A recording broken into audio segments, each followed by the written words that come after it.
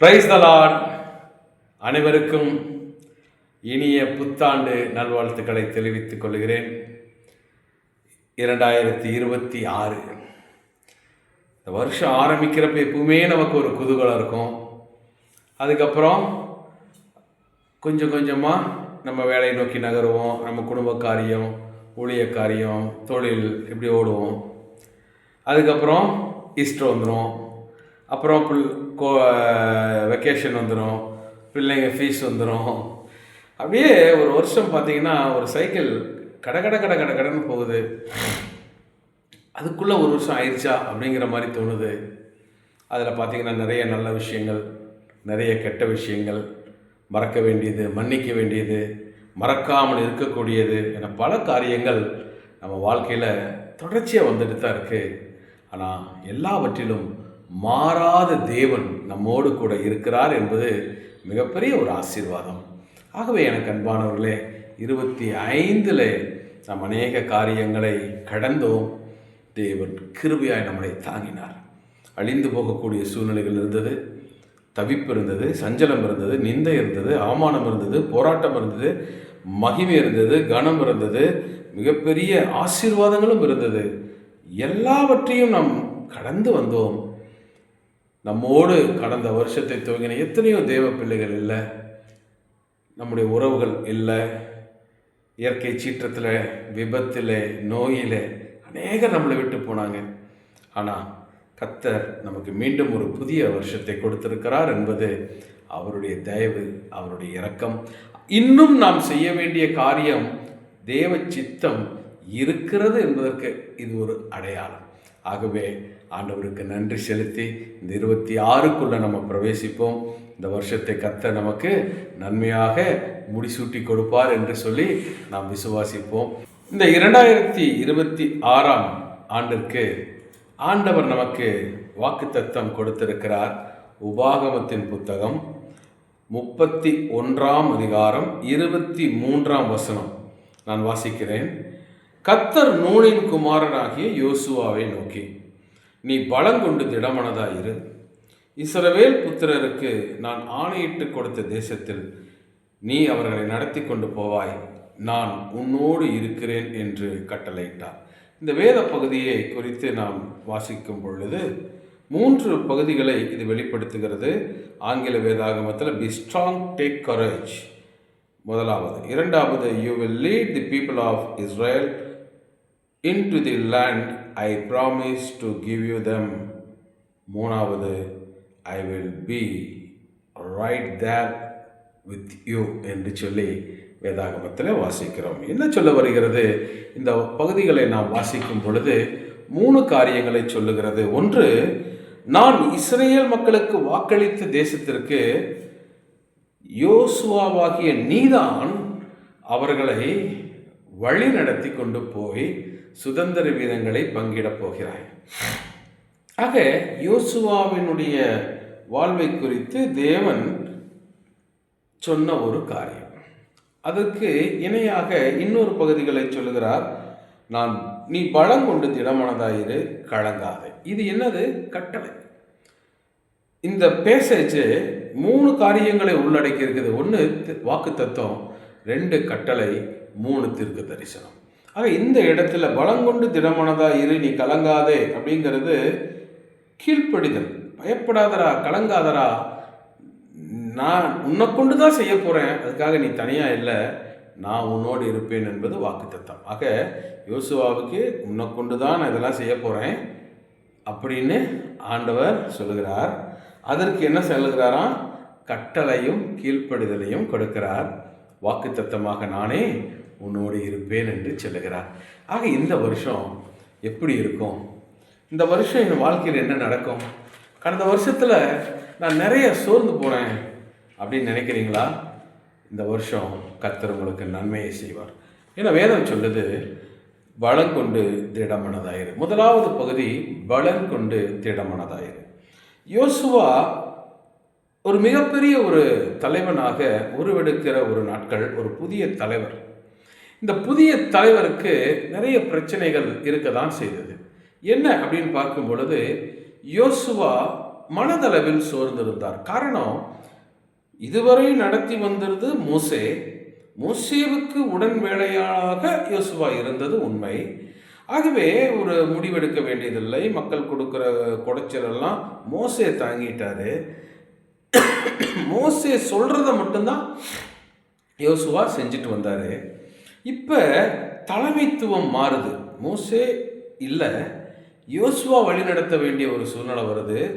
அவ்வளவு திரளான மக்களை வழிநடத்தி சென்று தேவனுடைய திட்டத்தை நிறைவேற்றி அவர்களுக்கு சுதந்திர வீதங்களை பிரித்தெடுத்து கொடுக்க வேண்டும் என்றதான மிகப்பெரிய பொறுப்பு யோசுவாவுக்கு வருகிறது. எனவே யோசுவா மனதளவில் கொஞ்சம் டிஸ்டர்ப் ஆகி தான் இருந்தார். அப்போ ஒரு மனதளவில் ஒரு பலன் இல்லை, திட நம்பிக்கை இல்லை. இந்த நேரத்தில் தான் தேவன் உற்சாகப்படுத்துகிறார். பலங்கொண்டு திடமனதாயிரு. எனக்கு அன்பான கர்த்தருடைய பிள்ளைகளை, உங்களுக்கு இந்த புதிய வருஷத்தில் ஒரு புதிய பொறுப்பு, புதிய கமிட்மெண்ட், ஒரு புதிய லீடர்ஷிப் அல்லது வேலை புதிது, குடும்பத்தில் ஒரு திருமண காரியங்கள் நடந்திருக்குது, அதன் மூலம் ஒரு புதிய வாழ்க்கைக்குள்ளே போகிறேன், ஒரு படிப்பில் ஒரு புதிய காரியத்துக்கு நான் போகிறேன், இப்படி ஒரு புதிய காரியங்கள் உங்கள் வாழ்க்கையில் வந்திருக்குது. அது நான் எப்படி சமாளிப்பேன், என்ன பண்ணுவேன் என்று சொல்லி நீங்கள் கலங்காதிருங்கள். கர்த்தர் உங்களை பலப்படுத்துகிறார். நீ பலங்கொண்டு திடமனதாய் இரு என்று சொல்லி. ஆக புதிய புதிய காரியங்கள் நம் வாழ்க்கைக்குள்ள வருகிறது உண்மை. அதற்காக நாம் பயப்பட தேவையில்லை. இரண்டாவது, யோசுவாவுக்கு இருந்த மிகப்பெரிய சவால், இதுவரை மோசே இருந்தார், இப்போ இல்லை. இப்போ நான் தான் எல்லாத்தையும் பார்க்கணும். ஆகவே அந்த தனிமை, அந்த பயம் அவருக்குள் ஒரு கலக்கத்தை கொண்டு வருது. என்னால் முடியுமா? மோசே இருந்த பொழுதே மோசேவுக்கு இவங்க ஆட்டம் காட்டினாங்களே, மோசே ஆரோன் இருக்கும் பொழுதே அவங்க வார்த்தையை மீறினாங்களே, தேவனை கழகம் மூட்டினார்களே, இப்படிப்பட்ட சூழ்நிலையிலே என்னை எப்படி இவர்கள் ஏற்றுக்கொள்ளுவார்கள் என்கிறதான ஒரு கவலையும் கலக்கமும் யோசுவாவுக்குள் இருந்தது. ஆக நன்றாக புரிந்து கொள்ளுங்கள்.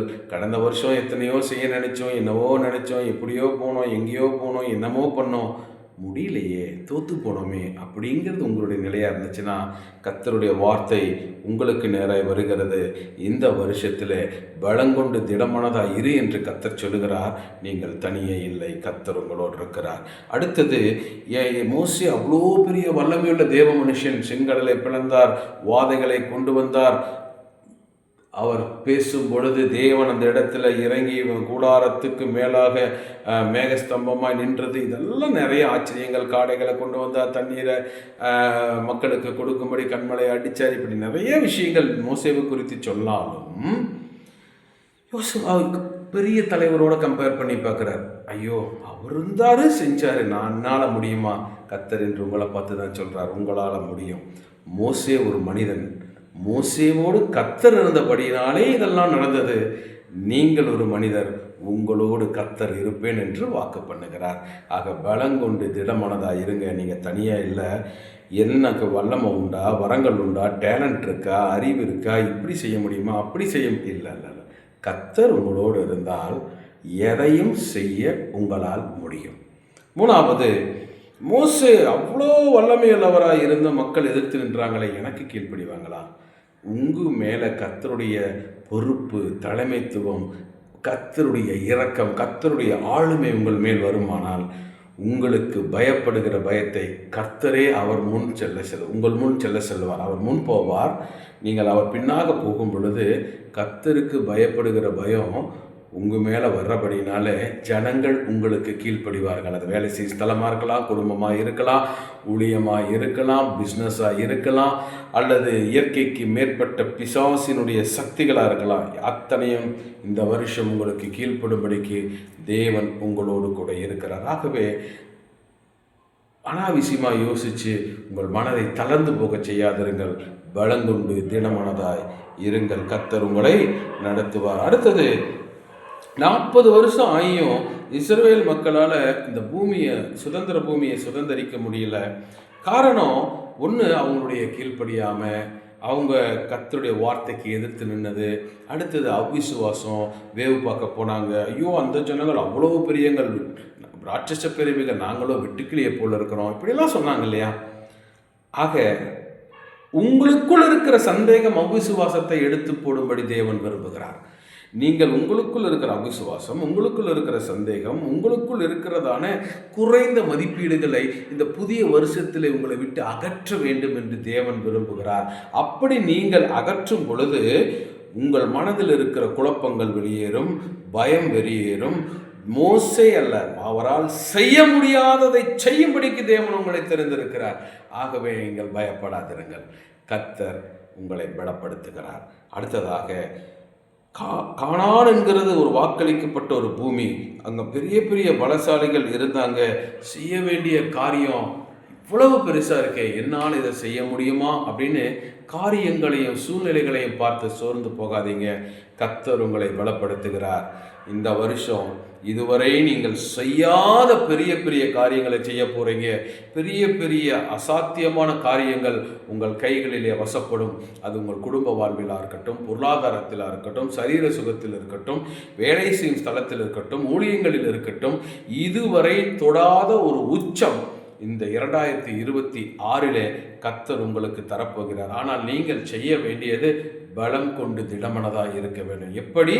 தளர்ந்து போகாத இருதயம், கர்த்தர் என்னோடு இருக்கிறார் என்கிற மனநிறைவு, நான் தனியே இல்லை என்கிறதான உணர்வு எப்போதும் உங்களுக்குள் இருக்கும் பொழுது கர்த்தர் அதன்படியாகவே நடத்துவார். இந்த 2026 புதிய வருஷம் எப்படி இருக்கும், நான் என்ன பண்ணுவேன், எங்கே போவேன், கடந்த வருஷம் ஜான் ஏறுன பிரதர் மூலம் சரிக்கிடுச்சு, இந்த வருஷம் எப்படின்னு எனக்கு தெரில, பெரிய கமிட்மெண்ட் இருக்குது, ஒன்றுமே என்னால் முடியலை, எல்லாம் என் சக்திக்கு மேலே இருக்குது, தலைக்கு மேலே வெள்ளம் போகுது அப்படிங்கிறது உங்களுடைய சூழலாக இருந்துச்சுன்னா நல்லா புரிந்து கொள்ளுங்கள். 2026 அப்படிங்கிறது நீங்கள் கடந்த வருஷத்திலே தோற்று போன, செயல்பட முடியாதபடி தேங்கி நின்ற இடங்களில் இருந்து மீண்டும் தூக்கி எடுத்து கர்த்தர் உங்களுக்கு கொடுக்கிற ஒரு குட் ஆப்பர்ச்சுனிட்டி, புதிய வாய்ப்புகள். இந்த வாய்ப்புகளை பயன்படுத்துவதற்கே ஆயுசு நாட்களை பெருக பண்ணி மீண்டும் ஒரு வருஷத்தை நமக்கு கொடுத்திருக்கிறார். நான் நம்பிய ஊழியர்கள், நான் நம்பின உறவினர்கள், என்னுடைய மானசீக குரு அல்லது எனக்கு உதவி செய்தவர்கள், அதிகமாக என்னை நேசித்த என்னுடைய அம்மா அப்பா பாட்டி போன்ற உறவுகள், இவங்கெல்லாம் என்னை விட்டு போயிட்டாங்க. இந்த இழப்பை நான் எப்படி சரிப்படுத்துவேன், என்னுடைய எதிர்காலம் இவங்க இருந்தால் நல்லா இருந்திருக்கும் நான் நினச்சேனே, இவங்களை வச்சு நான் நிறைய திட்டங்களை வச்சுருந்தேனே, இதை எப்படி நான் ஈடுபடுத்துவேன், இதை எப்படி நான் சரிப்படுத்த முடியும், என்னுடைய எதிர்காலத்தில் திட்டமே குலைஞ்சு போச்சுன்னு நீங்கள் நினைக்கிறீங்களா? தேவன் வாக்கு பண்ணுகிறார், நான் உன்னோடு இருக்கிறேன். உன் உறவுகள் மரித்து போயிருக்கலாம், ஊழியர்கள் உன்னை கைவிட்டிருக்கலாம், உனக்கு ஆதரவாக இருந்த எத்தனையோ பேர் இன்று உன்னோடு இல்லாமல் இருக்கலாம். ஆனால் வானத்தையும் பூமியையும் உண்டாக்கின கர்த்தராகிய நான் உன்னோடு இருக்கிறேன் என்று சொல்லி சர்வ வல்லமையுள்ள தேவன் இந்த நாளில் உங்களுக்கு வாக்குப்படுகிறார். ஆகவே 2026 குறித்து கலங்காதிருங்கள். மூணாவதாக, என்னுடைய குடும்பத்தில் எனக்கு ஒரு அங்கீகாரம் இல்லை, வேலை செய்கிற ஸ்தலத்தில் ஆகட்டும், தொழிலில் ஆகட்டும், ஊழியத்தில் ஆகட்டும், எனக்கு 2025 வரைக்கும் எனக்கு ஒரு அங்கீகாரம் இல்லை பிரதர். எவ்வளவோ நான் செஞ்சேன், எவ்வளவோ செயல்படுறேன், எவ்வளவோ யோசிக்கிறேன், தன்னிகர் இல்லாமல் நான் உழைக்கிறேன், தனித்தன்மையோடு கடைசி வரைக்கும் நான் உழைக்கிறேன், ஆனாலும் எனக்கு ஒரு அங்கீகாரம் இல்லை, என் வாழும் ஊரில் எனக்கு ஒரு பாதுகாப்பு இல்லை, என்னுடைய தேசத்தில் பாதுகாப்பு இல்லை, கலவரங்கள் கலகங்கள், நான் மனதில் பயப்படும்படியான ஒரு சூழ்நிலைகள், நான் தவிக்கிறேன், தத்தளிக்கிறேன், சஞ்சலமோடு நான் வாழுகிறேன் அப்படிங்கிற உங்கள் மனசுக்குள்ள ஒரு போராட்டமும் கலக்கமும் இருக்குது. எப்படி நான் இதெல்லாம் எதிர்கொள்ளுவேன், எப்படி நான் வாழுவேன்னு நீங்கள் நினச்சிங்கன்னா கர்த்தர் உங்களுக்கு சொல்லுகிறார், உலகத்தில் இருக்கிறவனை பார்க்கிலும் உங்களுக்குள் இருக்கிற தேவனாகி நான் பெரியவர். ஆகவே நான் உங்களை நடத்துவேன், நான் உங்களை கரம் பிடித்து நடத்துவேன், நான் நல்ல தகப்பனாக, நல்ல தோழனாக, மகிமையின் தேவனாக, உன் உணர்வுகளை புரிந்து கொண்டவராக நான் உன்னோடு இருப்பேன். ஆகவே எனக்கு அன்பானவர்களே, 2026 குறித்து கலங்காதிருங்கள் என்று கர்த்தருடைய ஆவியானவர் சொல்லுகிறார். நான் உங்களோடு இருப்பேன். எந்த ஒரு வல்லமையும் சக்தியும் எனக்கு கீழே தான் இருக்கிறது, என் பாதத்தின் கீழே தான் இருக்கிறது. ஆகவே என்னை பின்பற்றி வா என்று தேவன் அறைகூவல் கொடுக்கிறார். ஆண்டவரே, நான் ரட்சிக்கப்பட்டுட்டேன், 5 வருஷம் ஆச்சு, 10 வருஷம் ஆச்சு, ஆனாலும் நான் தேவனுக்கு உண்மையாக இல்லை. ஆண்டவரே, வாழணும்னு நினைக்கிறேன், சில அடிமைத்தனங்கள் என்னை அடிமைப்படுத்தி வைத்திருக்கிறது, புகை குடி அந்தரங்க பாவங்கள் விடணும்னு நான் நினைக்கிறேன், விட முடியாமல் என்னோடு போராடுது. அதனால் நான் என்னுடைய வாழ்வினுடைய தனித்தன்மை இழந்து போனேன், பரிசுத்தத்தை இழந்து போனேன். தேவனுக்கும் பிரியமா வாழல, எனக்கும் பிரியமா வாழல, இப்படி ஒரு தத்தளிப்பான ஒரு வாழ்க்கையை நான் வாழ்ந்து கொண்டிருந்தேன் 25ல். அதனால என்ன நீங்கள் மறுபடியும் 26க்கு கொண்டு வந்தா எனக்கு எப்படி இதில் ஒரு விடுதலை உள்ள வாழ்க்கை வரும்? எப்படி நான் வெற்றியாக வாழ முடியும்? எப்படி எப்படி எப்படி என்னுடைய கிறிஸ்தவ ஜீவியத்தில் ஒரு வெற்றி வரும்? நான் தவிக்கிறேனே, நான் நீதிமானும் இல்லாமல் பாவியாகவும் இல்லாமல் இரண்டுக்கும் இடையில இந்த பக்கமும் என்னை இழுக்கிறாங்க, இந்த பக்கமும் என்னை இழுக்கிறாங்க, என் மனசு போராடுது, எனக்கு நல்ல நிம்மதி இல்லை, நல்ல நிறைவான தூக்கம் இல்லை, தூங்கும் பொழுது தூக்கம் வர மாட்டேங்குது, பிசாசின் போராட்டங்கள் இருக்குது, என் கண்களுக்கு மேலே என் தலைக்கு மேலே அநேக நினைவுகள் என்னோடு போராடுகிறது, இந்த வெளியே வந்து ஒரு வெற்றி வாழ்க்கை வாழணும்னு நினைக்கிறேன், ஆனால் என்னால் முடியல. இப்படிங்கிறது உங்களுடைய சூழலாக இருக்குன்னா கர்த்தர் சொல்லுகிறார், நான் உன்னை மன்னித்து நான் உனக்கு புது வாழ்வு கொடுத்து உனக்கு விடுதலையும் கொடுத்து உன்னை ஆசீர்வதிக்க விரும்புகிறேன். நீ செய்ய வேண்டியது எங்கிட்ட வரணும், உன் பாவங்களை அறிக்கையிடு, உன்னை திருத்திக்கொள்ள இன்னொரு வாய்ப்பு நான் கொடுக்கறதுக்கு ரெடியாக இருக்கேன். ஏன்னா நீ உண்மை இல்லைன்னு எனக்கு தெரியும், ஆனால் நான் உண்மையுள்ள தேவனாக இருக்கிறேன், நான் உயிருள்ள தேவனாக இருக்கிறேன், உன் பலவீனங்களை புரிந்த தேவனாக இருக்கிறேன், அந்த பலவீனத்தில் நான் உனக்கு ஒரு உதவி செய்கிற தேவனாக இருக்கிறேன் என்று சொல்லி கர்த்தர் வாக்கு பண்ணுகிறார். ஆக இந்த 2026 உங்கள் வாழ்விலே ஒரு பரிசுத்தத்தை விளங்க செய்வார், உங்கள் வாழ்விலே நீதியை பிரகாசிக்க செய்வார், உங்கள் வாழ்விலே தேவ மகிமை வெளிப்பட செய்வார். நீங்கள் செய்ய வேண்டியது கர்த்தருடைய பாதத்தில் காத்திருங்க. ஒவ்வொரு இன்டர்நெட்டுக்கு கீழே காத்திருக்கிறோம், நண்பர்களுக்கோடு இணைந்திருக்க நம்ம விரும்புகிறோம், வெளியே ஷாப்பிங்கு போகிறோம், வெளியே தூங்கிறதுக்கு நம்ம நிறைய நேரங்களை செலவு பண்ணுறோம். ஆக தேவனுடைய சமூகத்துக்கு வருகிறதுக்கு மாத்திரம் நேரம் குறித்த மாதிரி வரோம், 5 நிமிஷத்தில் வரோம், 5 நிமிஷத்தில் போகிறோம். கர்த்தரோடு இருக்கிற நேரத்தை அதிகப்படுத்தும் பொழுது இந்த உலக பாவங்களை எல்லாம் மேற்கொள்ள, அடிமைத்தனங்களை மேற்கொள்ள, சமாதானமுள்ள ஒரு வாழ்க்கை வாழ, சாட்சியான ஒரு வாழ்க்கை வாழ தேவன் போதுமானவராக இருக்கிறாக. 2020 நான் எப்படி பாவத்தோடும் சஞ்சலத்தோடும் வாழவே நினைக்காதீங்க. கர்த்தர் புது வாழ்வு வைத்திருக்கிறார். நீங்கள் செய்ய வேண்டியது அவர் பாதத்தில் உட்கார்ந்து புது பலனை பெற்றுக்கொள்ள வேண்டும். அடுத்தது 2025 ஆண்டவரே, என்னை எதிர்த்த எதிரிகள், யுத்த களங்கள், போராட்டங்கள் எதுவுமே முடியலையே, அதே பிரச்சனையோடு மறுபடியும் நான் போனேன்னா என்னால் தாங்க முடியுமா? எனக்கு ஒரு தவிப்பு இருக்கு ஆண்டவரே, என்ன இவங்கெல்லாம் மேற்கொண்டுட்டாங்க, என் வாழ்க்கையில் நிறைய இழந்துட்டேன், 26ல் மறுபடியும் அவங்கள ஃபேஸ் பண்ணணும். அதே மனிதன், அதே எதிர்ப்பு, அதே கடன் பிரச்சனை, அதே போராட்டம், அதே யுத்த களம். ஆண்டவரே, நான் என்ன பண்ணுவேன்னு சொல்லி கலக்காதிருங்க. உங்களுக்கு எல்லாமே அதே தான், ஆனால் மாறாத தேவன் என்று ஒருவர் வாக்கு பண்ணுகிறார், அவர் உங்களோடு இருப்பேன் என்று வாக்கு பண்ணுகிறார். அதனால் நீங்கள் இந்த 2026 இளங்கிளையை போல துளிர்ப்பீங்க. வறண்ட நிலத்தில் உள்ள வேரை போல உங்களை கர்த்தர் எழும்ப பண்ணுவார். உங்கள் சுகவாழ்வை துளிர்க்க பண்ணுவார். அழுகையின் பள்ளத்தாக்கு, மரண இருளின் பள்ளத்தாக்குகளை கடக்க செய்வார். கர்த்தர் உங்களுக்கு போதுமானவராய் இருக்கிறார்.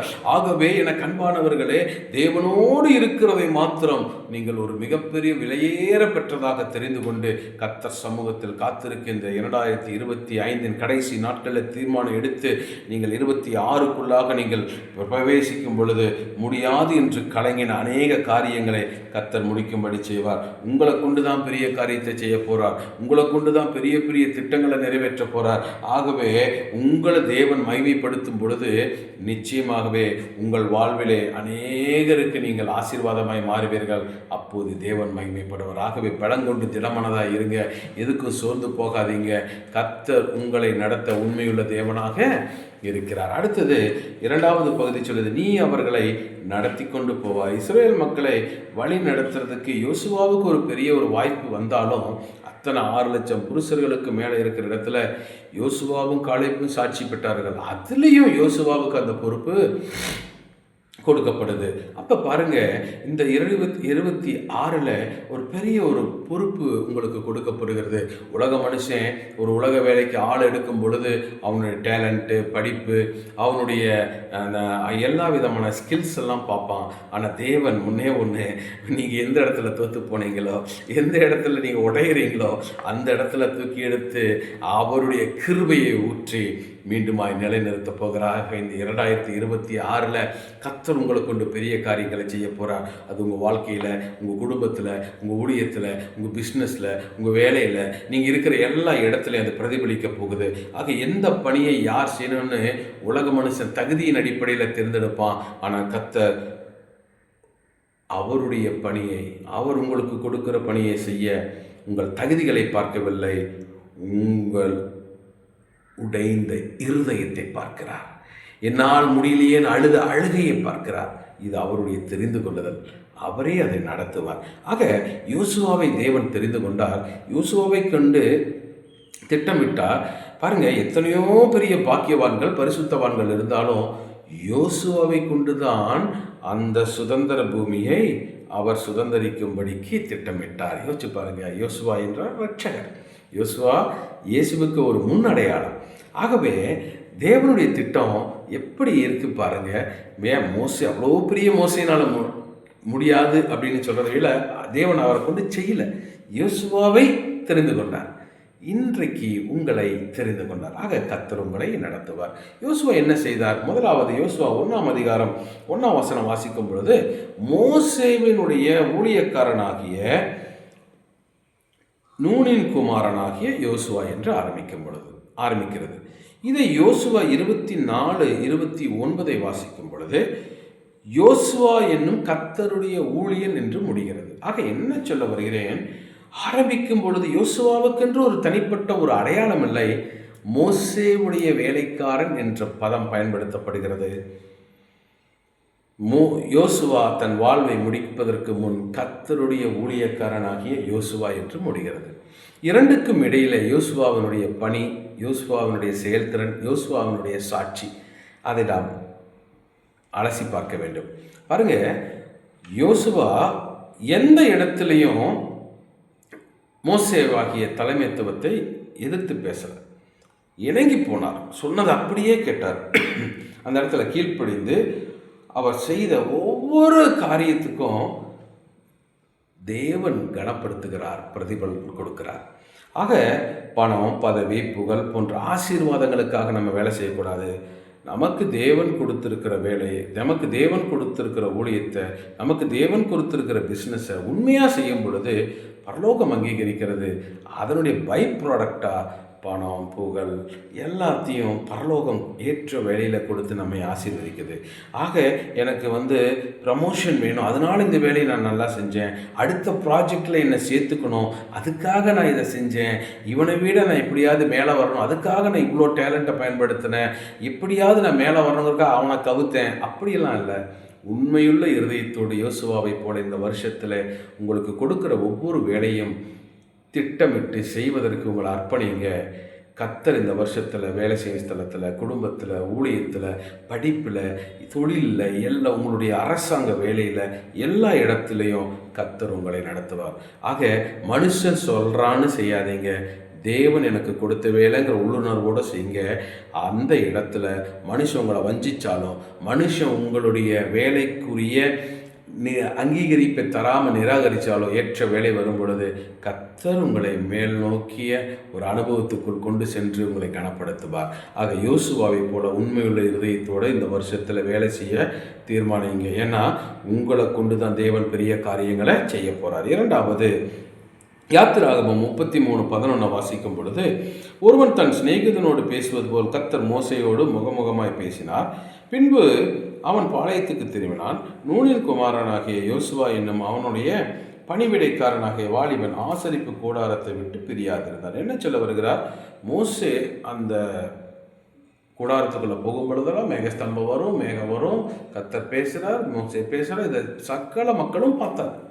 இதை பார்க்கும் பொழுது மோசேவுடைய பிஏவாக இருந்த யோசுவாவுக்கு ஒரு ஆர்வம், நானும் தேவனோடு பேசணும், நானும் தேவனோடு சஞ்சரிக்கணும், நானும் தேவனோடு நடக்கணும், நானும் தேவனுடைய பாதையில் நடக்கும் பொழுது, தேவனுடைய பிரசன்னத்தில் வாழும் பொழுது அது வெளியேறப்பட்டதாக இருக்கும். மோசேவை போலவே நானும் தேவ ஆளுமை நிறைந்தவனாய் மாறுவேன் என்று நினைத்தான். ஆனால் பாருங்க, அவனுக்கு ஒரு வாஞ்சை, அந்த ஆசரிப்பு கூடாரத்தை விட்டு விலகவே இல்லை. ஆகவே யோசுவா 1ஆம் அதிகாரத்தை வாசிக்கும் பொழுது, நீ புத்திமானாய் நடக்க, உன் காரியமெல்லாம் வாய்க்க, நீ நியாயப்பிரமாணத்தை விட்டு விலகாதே, அதை ஒவ்வொரு நாளும் படித்து தியானி என்று அவர் வாக்கு பண்ணினார். தேவன் வாக்கு பண்ணினார். பாருங்க, அவருக்கு ஒரு ஆர்வம் இருந்துச்சு தேவ பிரசன்னத்திலேயே இருக்க வேண்டும் என்று. ஆக உங்கள் வாழ்வுக்கு ஒரு வெற்றி வேண்டுமானால் தேவனுடைய பிரசன்னத்தில் நேரத்தை கழியுங்கள். உங்கள் வாழ்விலே நீங்கள் தொட்டதெல்லாம் துலங்க வேண்டுமானால் தேவனுடைய வார்த்தையை தியானித்து படியுங்கள். யோசுவா ஒரு யுத்த வீரர். யோசுவா உட்காந்து வேதத்தை படித்து அவர் பெரிய ஒரு ஆஃபீஸில் ஒரு ஆடிட்டிங் பார்க்க போல, யுத்தம் கத்தி எடுத்தோம், வெட்டினோம், அடித்தோம், பிடிச்சோம், அப்படித்தான் அவர் வாழ்க்கை இருந்துச்சு. ஆனால் தேவன் கொடுத்த கட்டளை, ஏற்கனவே அவன் பிரசனத்துக்குள்ள பழகிட்டான், இப்போ வார்த்தை வேணும். ஆக வார்த்தையும் ஆவியும் உங்கள் வாழ்வில் பின்னி பிணையும் பொழுது வெளிப்பாடுகள் வரும், ஞானம் வரும். செய்ய வேண்டியதென்ன, செய்ய வேண்டாததென்ன, எப்படி செய்ய வேண்டும், எங்கிருந்து செய்ய வேண்டும், யாரை கொண்டு செய்ய வேண்டும், இந்த ஞானமெல்லாம் தேவனே ஊற்றுவார். ஆகவே எனக்கு அன்பானவர்களே, நீங்கள் அப்பொழுது எதை தொட்டாலும் வாய்க்கும். நீங்கள் பெரிய காரியங்களை செய்யும்படி தேவன் 2026 புதிய வாசலை திறந்திருக்கிறார். ஆகவே எந்த வேலையை உண்மையுள்ள இருதயத்தோடு தேவன் அங்கீகரிக்கும்படி செய்யுங்கள். தேவனுடைய பிரசன்னத்திற்குள் தேவனுடைய வார்த்தையை பிடித்து அந்த வெளிப்பாட்டின்படியாக உங்கள் வாழ்க்கையை வாழ பழகுங்கள். 3வது யாத்திராகமம் 17:9 வாசிக்கும் பொழுது, மோசே யோசுவாவை நோக்கி, நீ மனிதரை தெரிந்து கொண்டு புறப்பட்டு அமலேக்கோடு யுத்தம் பண்ணு. நாளைக்கு நான் மலை உச்சியிலே தேவனுடைய கோலை என் கையில் பிடித்து கொண்டு நிற்பேன். மோசே சொன்னபடியே யோசுவா செய்தார். யாத்திராகமம் 17:10 வாசிக்கிறோம். 9 சொல்றாரு, 10 செய்கிறார். ஆக தலைமைத்துவத்திலிருந்து என்ன ஒரு வார்த்தை வருதோ அதுக்கு அப்படியே கீழ்ப்படிந்தார். அடுத்தது யோசுவாவின் புத்தகத்துக்கு வரும்பொழுது யோசுவாவுக்கு தலைமைக்கு வந்துட்டார். இப்போ யோசுவா ஆயி பட்டணத்தை பிடிக்க போகும்பொழுது 8ஆம் அதிகாரம் 18ஆம் வசனம் வாசிக்கும் பொழுது, அங்கே கர்த்தர் யோசுவாவை நோக்கி, உன் கையில் இருக்கிற ஈட்டியை ஆயிக்கு நேராக நீட்டு, அதை உன் கையில் ஒப்பு கொடுப்பேன் என்றார். அப்படியே யோசுவா தன் கையில் இருந்த ஈட்டியை பட்டணத்துக்கு நேராக நீட்டினார். எங்க இது மோசையிடத்தில் கற்றுக்கொண்டார். யுத்தம் நடக்கிற வரைக்கும் ஒரு தலைவன் கைகளை உயர்த்தி கோலை பிடித்து கொண்டிருந்ததை அவர் பார்த்தார். இது ஒரு அர்ப்பணிப்பு. அதே அர்ப்பணிப்பு ஒரு அடுத்த தலைவராகிய யோசுவாவுக்குள் வருகிறது. இவர் என்ன பண்ணுறார்? ஈட்டியை பிடித்து கொண்டிருக்கிறார். என்ன சொல்ல வருகிறேன்?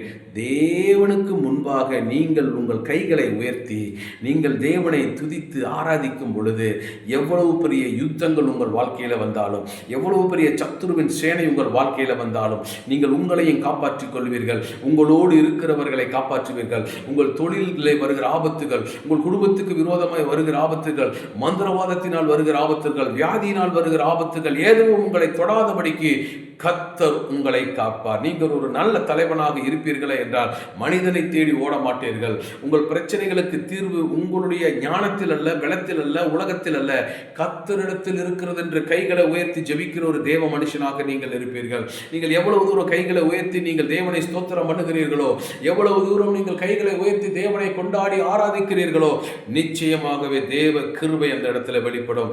இதுவரை உங்களை துரத்தின எல்லா அமலேக்குகளும், இதுவரை உங்களோடு போராடின எல்லா ஆயி பட்டணத்தினுடைய யுத்த வீரர்களைப் போல எதிர்த்து வந்து தாக்கின எல்லா செயல்களும் இந்த 2026 மாறப்போகிறது. காரணம், நீங்கள் கைகளை உயர்த்தி தேவனோடு சஞ்சரிக்கிற அந்த வேலையே அற்புதத்தின் வேலை. உங்களை நொறுக்கிறாங்க, உங்களுடைய வாழ்வில் பிரச்சனைகள் மேலே பிரச்சனை, உங்களை அழுத்தி சாகடிக்க பார்க்குறாங்க நினைக்கிறீங்களா? கலங்காதீங்க. கர்த்தருக்கு முன்பாக யோசுவா ஈட்டியை நீட்டினது போல, கர்த்தருக்கு முன்பாக மோசே கோலை நீட்டினது போல நீங்கள் உங்களுடைய கரங்களை உயர்த்தி நீங்கள் ஆராதிங்க. நிச்சயமாக கர்த்தர் பெரிய காரியங்களை செய்வார். ஆக உங்களை கொண்டு பெரிய ஒரு விடுதலை உங்கள் குடும்பத்தில், உங்கள் வீட்டில், உங்கள் ஊழியத்தில், உங்கள் தனிப்பட்ட வாழ்க்கையில் கடந்து போகும். ஆக பலத்துடன் இருக்கும் பொழுது களப்பணி செய்தான் யோசுவா. ஆனால் கொஞ்சம் தலைமைத்துவத்துக்குள்ளே வந்தோன்னப்பா, நான் வீட்டில் இருக்கேன்ப்பா, நீ போப்பா, டயர்டாக இருக்குதுப்பான்னு சொல்லலை. அந்த இடத்துல யோசுவா என்ன செய்கிறாரு? மன்றாடுகிறார். எப்படி? கைகளை உயர்த்தி அந்த யுத்தம் முடிகிற வரைக்கும் கைகளை உயர்த்தி நிற்கிறது ஒரு மன்றாட்டினுடைய ஒரு ஒரு ஒரு ஒரு அறிவுறுத்தலை, ஒரு வெளிப்பாடை காட்டுகிறது. அவங்க தான் யுத்தம் பண்ணுறாங்க, எனக்கு என்ன, நான் உட்காரல, நான் சேஃபாக இருக்கேன்னு உட்காரல. அவங்க வர வரைக்கும் நான் தேவனிடத்திலே அவர்களுக்காக மன்றாடுவேன் என்பதனுடைய மன்றாட்டை குறிக்கிறது. ஆக எனக்கு அன்பானவர்களே, மன்றாட்டிலே தேவனுடைய சமூகத்தில் காத்திருங்க. பெரிய பெரிய காரியங்களை இந்த வருஷத்தில் கர்த்தர் நிகழ்த்த போகிறார். 4வதாக யோசுவா 10 வாசிக்கும் பொழுது 10:12 வசனம் சொல்லுது, கர்த்தர் எமோரியரை இஸ்ரவேல் புத்திரருக்கு முன்பாக ஒப்பு கொடுத்த அந்நாளிலே யோசுவா கர்த்தரை நோக்கி பேசி பின்பு இஸ்ரவேலின் கண்களுக்கு முன்பாக சூரியனே நீ கிபியோன் மேலும், சந்திரனே நீ ஆயலோன் பள்ளத்தாக்கின் மேலும் தரித்து நில்லு என்று சொல்லி என்ன நடக்குது? யுத்தம் பெருசாகிட்டே போகுது. பெருசாக பெருசாக பெருசாக வெற்றி வாய்ப்பு பக்கத்தில் வரும் பொழுது இருட்டுது. இப்போ சூரியன் இருட்டிருச்சுன்னா யுத்தத்தை நிறுத்த வேண்டும். ஏன்னா அந்த யுத்தத்தினுடைய கோட்பாட்டின்படி யுத்தத்தை நிறுத்தணும், மறுபடியும் அடுத்த நாள் தான் ஆரம்பிப்பாங்க. அப்போ அடுத்த நாளுங்கிறப்ப கேம் மாறிடும். ஏன்னா அதிக பலத்தோடு வருவாங்க, அதிக ஒரு மீட்டிங்கெல்லாம் போட்டு இப்படி போனால் நம்ம இப்படி அடிக்கலாம் அப்படிங்கிற ஒரு திட்டத்தோடு வருவாங்க. இப்போ தான் யோசுவா ஒரு முடிவெடுக்கிறாரு, ஆண்டவர்கிட்ட ஜெபிக்கிறார். அடுத்தது சூரியனை பார்த்து பேசுகிறார், நீ அங்கேயே நில்லு, என்னை கேட்காம உள்ள வரக்கூடாது, இந்த ஏரியாக்களே வரக்கூடாதுன்ட்டார். பாருங்க, அப்படியே நின்றுச்சு. இதை காட்டுகிறது, என் பிரச்சனை பெரியது, என் வெற்றி வாய்ப்பு பக்கத்தில் இருக்கு, ஆனால் என் சூழ்நிலை ஒரு இருளும் மந்தாரமும் அந்தகாரமும் சூழப்போகுது. ஆனால் இதனால என் வெற்றி வாய்ப்பு என்னை விட்டு போயிடும். உடனே என்ன செய்கிறார்? துரிதமாய் தேவனிடத்தில் ஜெபிக்கிறார். அடுத்தது சூரியனை பார்த்து பேசுகிறார். இந்த சம்பவத்தின் மூலம் கர்த்தர் உங்களுக்கும் எனக்கும் சொல்லுகிறது, வெற்றி வாய்ப்பு பக்கத்தில் இருக்குது. இதுவரைக்கும் இதுக்கு தான் நம்ம தவிச்சோம், இதுவரைக்கும் இதுக்கு தான் நம்ம யுத்தம் பண்ணணும், இதுவரைக்கும் இதுக்காக தான் நம்ம போராடணும், காத்து கிடந்தோம், எப்போது இந்த நாள் வரும் என்று காத்து கிடந்தோம். ஆனால் கர்த்தர் என்கவுண்டர் கொடுக்கிற நாள் நம்ம பக்கத்தில் வந்துருச்சு. நாம் செய்ய வேண்டியது, ஆண்டவரே என்று சொல்லி அவரை நோக்கி கூப்பிடணும். அவர்கிட்ட பேசி முடிச்ச உடனே சூரியனை பார்த்து, சூழ்நிலையை பார்த்து, வெற்றியை தடுக்கிறதான சகல காரியங்களை பார்த்து, அங்கேயே நில், என் வாழ்வுக்குள் வராது என்று கட்டளை கொடுக்கிற ஒரு அதிகாரத்தை தேவன் நம்மிடத்தில் எதிர்பார்க்கிறார். நம்மை கொண்டு பெரிய காரியங்களை செய்ய போகிறார். இந்த அதிகாரம் நமக்கு இயற்கைக்கு மேற்பட்ட ஒரு அதிகாரம் நமக்கு தேவையாக இருக்கிறது. இந்த அதிகாரமே நம்மை நல்வழிப்படுத்தும். இந்த அதிகாரமே நமக்கு வெற்றியை கொண்டு வரும். இந்த அதிகாரமே பிசாசுகளை துரத்தும். இந்த அதிகாரமே மனிதர்களை கையாளுகிற கிருபைகளை தரும். இந்த அதிகாரமே நாம் ஜெயம் பெறுவதற்கு இருக்கிற தடைகளை உடைக்கும். இந்த அதிகாரமே பாதாள வல்லமைகளை அழித்து போடும். ஆகவே எனக்கு அன்பானவர்களே, சூழ்நிலையை பார்த்து பேசுங்கள், சூரியனை பார்த்து பேசுங்கள், நிற்க சொல்லுங்கள். உங்களுக்குள் இருக்கிற ஆவியானவர் வல்லமையும் பராக்கிரமும் உள்ள ஆவியானவர், யோசுவாவின் தேவன் இந்த புதிய வருஷத்தில் புதிய பரிமாணத்தில் உங்களை கொண்டு செய்ய வேண்டிய காரியங்களை எல்லாம் செய்ய உண்மையும் வல்லமையும் உள்ளவராய் இருக்கிறார். ஐந்தாவதாக, யோசுவாவை கொண்டு தேவன் இளைப்பாறுதலை அந்த மக்களுக்கு கொடுத்தார். எபிரேயர் 4:8 வாசிக்கும் பொழுது, யோசுவா அவர்களை இளைப்பாறுதலுக்கு உட்படுத்தி இருந்தால் பின்பு வேறொரு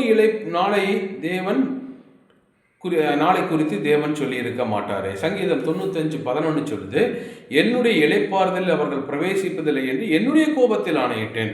எபிரேயர் 4:7 சொல்லுது, இன்று அவருடைய சத்தத்தை கேட்பீர்களாகில் உங்கள் இருதயங்களை கடினப்படுத்தாதீர்கள் என்று சொல்லுகிறது. என்ன சொல்ல வருகிறார்? எல்லா கோத்திரத்துக்கும் கிட்டத்தட்ட 31 ராஜாக்களை கொன்று யோசுவா எல்லா நாட்டையும் பிடிச்சிட்டாரு.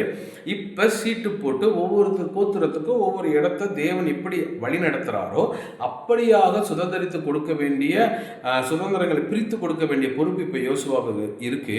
ஆனா பாருங்க, இவங்க எல்லாருமே யோசுவா பிரித்து கொடுத்தார், எல்லாருமே அவங்கவுங்க சுதந்திரங்களுக்கு போனாங்க. ஆனாலும் தேவன் மேல ஒரு அன்பு வரல.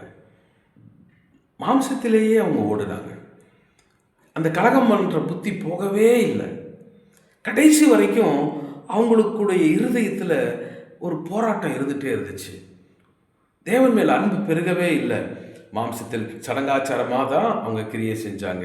ஏதோ தேவனை வழிபடுகிறது, ஏதோ பலி கொடுத்தா சரியாக போயிருங்கிற அளவுக்கு தான் இருந்ததே தவிர அந்த தேவனை அவர்கள் உள்வாங்கவில்லை. ஆதலால் அவருடைய இருதயத்தில் ஒரு இளைப்பாறுதல் இல்லை. ஆக இந்த கானானுக்குள்ளே பிரவேசித்தாலும் அவருடைய இருதயம் ஒரு வெறுமையாகவே இருந்தது. இன்று நித்திய கானானுக்குள் பிரவேசிக்கும்படிக்கு நாம் அழைக்கப்பட்டிருக்கிறோம். அன்று யோசுவா எல்லா யுத்தங்களையும் செய்து ஜனங்களை இளைப்பாறுதலுக்குள் நடத்தினார். அது தற்காலிக ஒரு இளைப்பாறுதல். யோசுவா யுத்தம் செய்தது கிறிஸ்து சிலுவையிலே நமக்காக செயல்பட்ட ஒரு சிலுவை பாடுகளுக்கு ஒரு முன் அடையாளமாக இருக்கிறது. அவர் தம்மைத்தானே நித்திய பலியாக ஒப்பு கொடுத்து அவர் நமக்காக ஒரு நித்திய இளைப்பாறுதலை அவர் பெற்றுக் கொடுத்திருக்கிறார். ஆக கானான் என்பது ஒரு நிழல், நித்திய ஜீவனும் நித்தியமாக தேவனோடு வாழப்போகிற அனுபவமே ஒரு உண்மையுள்ள இளைப்பாறுதலாக இருக்கிறது. ஆக பழைய ஏற்பாட்டு காலத்தினுடைய பிரமாணத்தின்படி ரோமர் 10:5 வாசிக்கிறோம், மோசே நியாய பிரமாணத்தினாலாகும் நீதியை குறித்து இவைகளை செய்கிற மனுஷன் இவைகளால் பிழைப்பான். ஆனால் இன்னைக்கு நம்ம செய்யணும்னு அவசியம் இல்லை, விசுவாசிச்சா போதும். ஆம் பிரியமானவர்களே, மோசே என்கிறதான ஒரு இறை சட்டத்துக்கு கீழாக யோசுவா வாழ்ந்தார். யோசுவாவை குறித்தும் சில தீர்க்க தரிசனங்கள் இருந்தது. ஆனால் இயேசு கிறிஸ்துவோ மோசே என்கிற வேதத்திற்கும் எலியா என்கிற தீர்க்க தரிசனத்திற்கும் நிறைவேறலாயிருக்கிறார். ஆக இயேசுவை கொண்டு சட்டங்களும் தீர்க்க தரிசனங்களும் நிறைவேறி முடித்தாயிற்று. யோசுவாவை குறித்து இவர்கள் தீர்க்க தரிசனமாக உரைக்கப்பட்டது. ஆனால் இறைச்சட்டமும் தீர்க்க தரிசனத்தினுடைய அடித்தளமே கிறிஸ்து.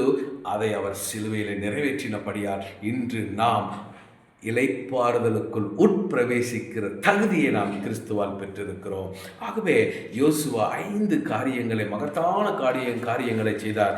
ஆக இந்த வருஷத்தில் நிச்சயமாக கிறிஸ்து உங்களை இளைப்பாறுதலுக்குள் கொண்டு செல்லுவார். ஆகவே உண்மையாக இருங்க, எதுக்கும் கவலைப்படாதீங்க, பிரசன்னத்துக்குள்ளே வாழுங்க, வார்த்தைக்குள்ளே வாழுங்க. வெற்றியாக வாழ்றதுக்கு வார்த்தைகளை அதிகமாக படிங்க. நீங்கள் கூகுளில் சர்ச் பண்ணுறதை காட்டிலும் கர்த்தருடைய வார்த்தையை நீங்கள் படிக்கிறது மிகப்பெரிய ஒரு ஆசீர்வாதம். அதிலிருந்து வருகிற வெளிப்பாடு உங்களுக்கு வெற்றியை தரும்.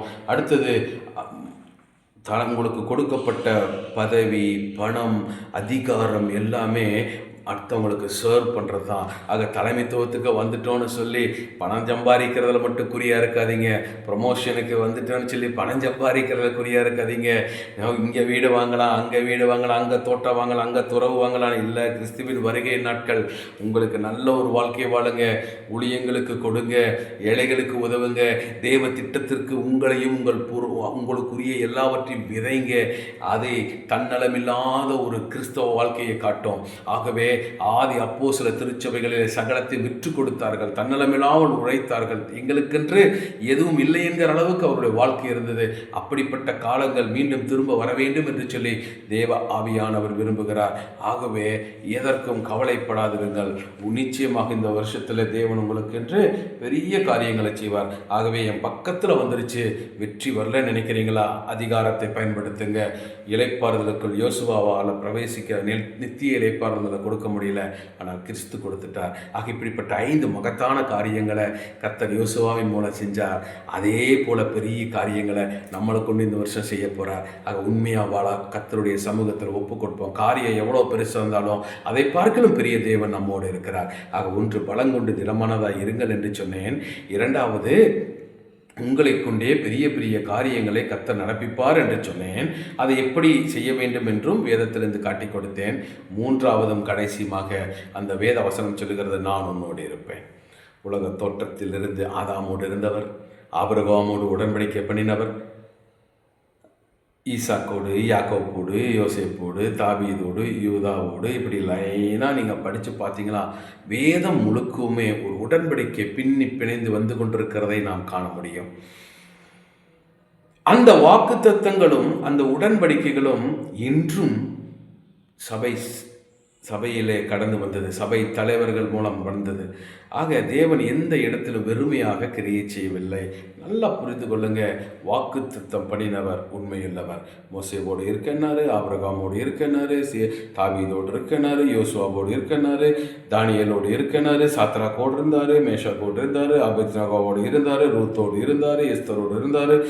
அதுக்கப்புறம் சபை தலைவர்கள் வந்தாங்க, மிஷினரிகள் வந்தாங்க, சீர்திருத்தவாதிகள் வந்தாங்க. இன்னைக்கு நம்ம மத்தியில் இருக்கிறதான அநேக சபை தலைவர்கள், அநேக சுவிசேஷகர்கள், அநேக அப்போஸ்தலர்கள், அநேக தீர்க்கதரிசிகள், இது எல்லாத்தையும் தாண்டி தான் இப்போ நம்ம வந்திருக்கோம்.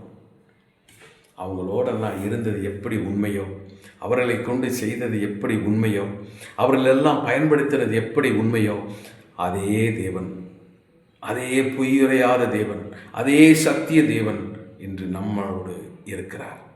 நம்மோடு இருக்கிறார். அவர் சொல்லுகிற வார்த்தை, நான் உன்னோடு இருப்பேன். இன்னைக்கு நம்மளுடைய டேர்ன் வந்துருச்சு. நம்மளை கூட இருக்க போகிறார், நம்மளை நடத்த போகிறார், நம்மளை ஆசீர்வதிக்க போகிறார், நம்மளை பயன்படுத்த போகிறார், நம்மை கொண்டு திட்டங்களை நிறைவேற்ற போகிறார். அவருடைய தேவ திட்டத்தில் நாம் ஒரு பங்காளி. அவருடைய தேவ திட்டத்தில் தேவனால் நடத்தப்படுகிறதற்கு நாம் செயல்படும் காலத்திற்குள்ளாக நாம் வந்திருக்கிறோம். ஆகவே தேவன் நம்மோடு இருக்கிறது மிகப்பெரிய பாக்கியம். தேவன் நம்மை தெரிந்து கொண்டது மிகப்பெரிய பாக்கியம். உலகத்தில் எத்தனையோ பேருக்கு அந்த கிருபை கிடைக்கல, ஆனால் இன்னைக்கு நமக்கு அந்த கிருபை கிடைச்சிருக்கு.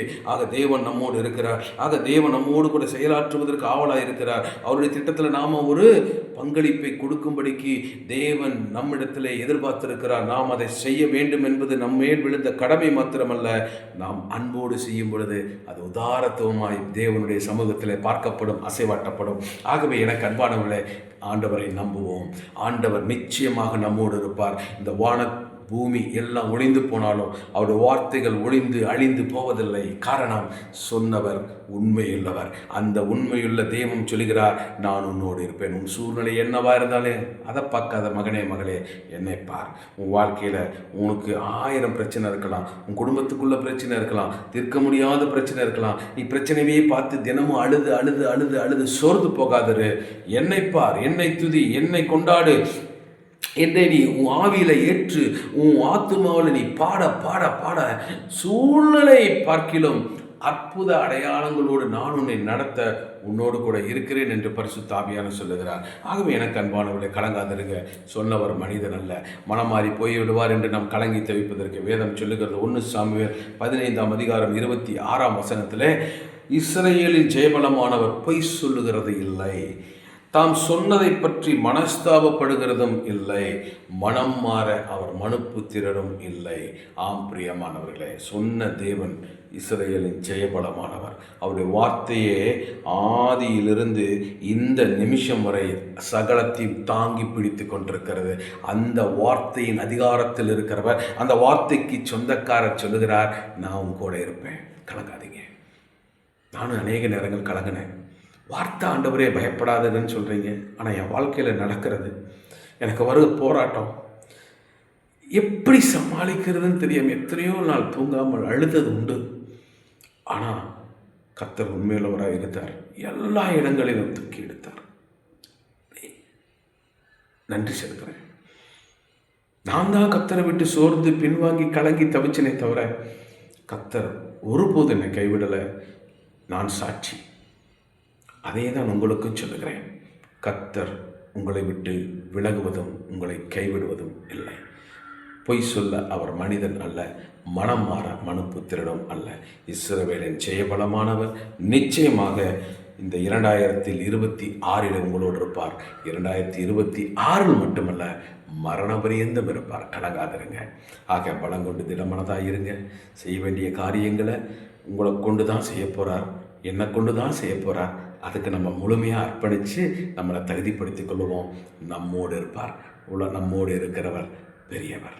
அவரை சார்ந்து கொள்ளுவோம். 2026 நமக்கு சாதகங்களும் அனுகூலங்களும் திறந்த வாசல்களும் அற்புதங்களும் அடையாளங்களும் நிறைந்த பெரிய ஒரு ஆசீர்வாதத்தின் வருஷமாக இருக்கும். போராட்டம், நிந்தை இருக்கலாம், ஆனால் கர்த்தரை தாண்டி எதுவும் நம்மை தொட முடியாது என்பது நம்முடைய விசுவாசத்தின் உச்சமாக இருக்கட்டும். கர்த்தர் இந்த வருஷம் உங்களை ஆசீர்வதித்து மென்மேலும் உயர்த்துவாராக. ஜெபிப்போம். பரலோக தகப்பனே, இந்த வார்த்தையை கேட்ட ஒவ்வொரு தேவ பிள்ளைக்காக நன்றி. 25 எப்படியோ நொண்டி அடிச்சுட்டு வந்தோம், ஓடி வந்தோம், தடுமாறி வந்தோம், கீழே விழுந்து தரையில் புரண்டு தவழ்ந்து வந்தோம். ஆனால் வந்து சேர்ந்துட்டோம்ப்பா. இதுவும் உங்கள் கிருபை தான். ஆனால் இந்த 2026 பெரிய அனுகூல வாசல்கள், பெரிய பெரிய ஆசீர்வாதங்கள், பெரிய பெரிய நன்மைகள், பெரிய பெரிய சவால்கள் எங்களுக்கு முன்பாக உண்டு. ஆனால் மகா பெரிய தேவன் எங்களோடு இருக்கிறார் என்பது மிகப்பெரிய பாக்கியம். அவரே எங்களுக்காக செயலாற்றப் போகிறார் என்பது எங்களுக்கு நீர் கொடுத்திருக்கிற உச்சபட்சமான வாக்குத்தத்தம். ஆண்டவரே, உங்களை நம்புகிறோம், உங்கள் வார்த்தையை நம்புகிறோம், எங்களை சீர்தூக்கி பார்க்க ஒப்பு கொடுக்கிறோம். பலங்கொண்டு திடமனதா இரு என்று எங்களை பார்த்து பலப்படு பலப்படு பலப்படு என்று உற்சாகப்படுத்துகிற ஒரு நல்ல தேவன் எங்களுக்கு இருக்கிறார். அந்த தேவனுடைய கரத்தை பிடித்து, ஆண்டவரே, நாங்கள் உங்களுடைய அடிச்சுவடையில் நடக்க எங்களை ஒப்பு கொடுக்கிறோம். கேட்கிற ஒவ்வொருடைய வாழ்வினும் இருக்கிற எல்லா பயங்களும் திகழ்களும் குழப்பங்களும் வெளியே போவதாக. நன்மையும் கிருபையும் தொடரட்டும். பெரிய காரியங்களை செய்ய உமது பிள்ளைகளை தேற்றுங்க, ஆசீர்வதிங்க, கரபிடித்து நடத்துங்க. ஏஸ்லா நீர் பாய்ச்சலான தோட்டம் போல, வற்றாத நீரூற்று போல இந்த வருஷம் ஆண்டவரே ஒரு செழிப்பாகவும் சுகவாழ்வு துளிர்க்கிற ஒரு வருஷமாகவும், காத்திருந்த காத்திருப்புகள் நிறைவேறுகிற ஒரு வருஷமாக, தவிப்புகள் சஞ்சலங்கள் எல்லாம் ஆண்டவரே அவரை விட்டு ஓடி போகத்தக்கதாக கர்த்தர் கிரியைகளை செய்யும். ஆசீர்வதியும் ஒப்படைக்கிறேன். கிருபை வெளிப்படட்டும். இயேசுவின் மூலம் பிதாவே, ஆமென். அன்பானவர்களே, கர்த்தர் உங்களை அப்படியே ஆசீர்வதிப்பார். பலங்கொண்டு திடமனதாங்க, சோர்ந்து போகாதீங்க. தேவன் நம்மோடு இருப்பது பெரிய பாக்கியம். எதையும் செய்வோம். கவலைப்படாதீங்க. கர்த்தர் உங்களையும் உங்கள் குடும்பங்களையும் வானத்தின் நட்சத்திரங்களைப் போல திராய் பெருக பண்ண வேண்டும் என்று சொல்லி இயேசுவின் நாமத்தில் தேவனுடைய ஊழியனா என்னுடைய குடும்பத்தின் சார்பாக உங்களை நான் ஆசீர்வதிக்கிறேன். ஆண்டவருடைய பிரதிநிதியாக உங்களை ஆசீர்வதிக்கிறேன். வாழ்ந்து சுகித்திருங்க. கிருபை உங்களோடு இருக்கட்டும்.